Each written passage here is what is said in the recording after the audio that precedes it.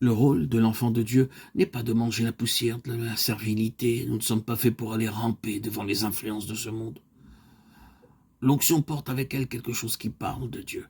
Une confiance, une assurance digne, tranquille. Ce n'est pas un esprit de supériorité ou de domination, loin de là.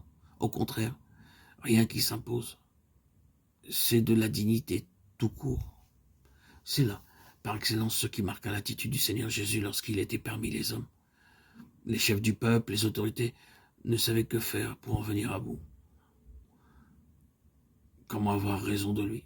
On se perdait en conjecture en face de cette dignité sereine. En sa présence, chacun sentait quelque chose qui les dépassait tous.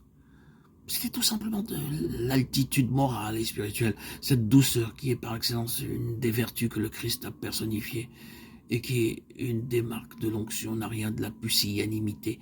C'est au contraire une qualité qui, par sa force, en impose d'une façon extraordinaire. C'est une vraie puissance. On se méprend souvent sur la valeur de la douceur, qu'on prend trop souvent pour une déforme de la faiblesse. La douceur de Jésus-Christ n'a jamais été de la faiblesse, c'était Dieu exprimé. Dieu abandonnant sa cause à un homme, voilà ce que c'est que l'onction. Peut-être réalisez-vous maintenant l'immensité de notre sujet et à quel point il était nécessaire pour commencer d'examiner ce côté-là de la question. Ce David, qui est juste bon pour rester au champ quand toute la famille est réunie pour fêter un nouveau roi, c'est lui que Dieu a choisi. Et il l'a choisi sur ce seul et unique, considérant une histoire secrète avec lui. Bien-aimés, ce n'est pas ce que nous sommes devant des hommes qui comptent pour quelque chose. Il n'y a pas de parvenu dans le ministère de l'Esprit. C'est ce que nous sommes devant Dieu qui compte. Notre personnalité cachée, si vous voulez. Car qu'est-ce que la personnalité dans le domaine qui nous occupe, sinon le caractère formé dans le secret de la communion avec Dieu? Une histoire secrète avec Dieu manifestant ses résultats au dehors. Voilà ce que c'est qu'une personnalité.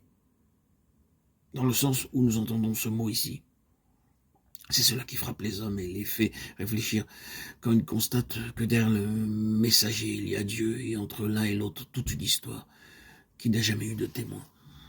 Nous l'avons dit, toutes nos capacités naturelles, sans exception, doivent battre en retraite pour faire place à un nouvel ordre de choses. Et ce nouvel ordre de choses n'est autre que le Seigneur lui-même. C'est alors tout un assortiment de facultés nouvelles qui entrent en action mystérieusement, issues de nos relations personnelles avec lui. Nous n'aurons notre part de l'onction sainte que s'il y a entre le reste du monde et nous le mystère d'une histoire personnelle avec Dieu. Jamais l'Esprit de Dieu ne pourra mouvoir les hommes par notre moyen, à moins que notre ministère ne surgisse de la présence même de Dieu. Là où nous l'avons vu sans témoin, où nous avons senti sa main sur nous, où nous sommes laissés reprendre, juger, éclairer, mettre au point, et où nous avons à l'abri de tous les regards appris à connaître notre Seigneur comme il aspire à être connu. Si nous voulons parler du lion et de l'ours et de la lutte terrible engagée par David contre l'un et l'autre, nous en aurions pour longtemps. C'était la cause même du Seigneur qui se jouait alors. Et nous savons bien ce que cela veut dire. C'est dans ces terribles corps à corps spirituel dont personne ne se doute que nous faisons le divin apprentissage de la victoire. Qu'il s'agisse des offensives de Satan ou des sursauts de notre cœur naturel, nous sommes appelés, comme Paul, à lutter contre les bêtes.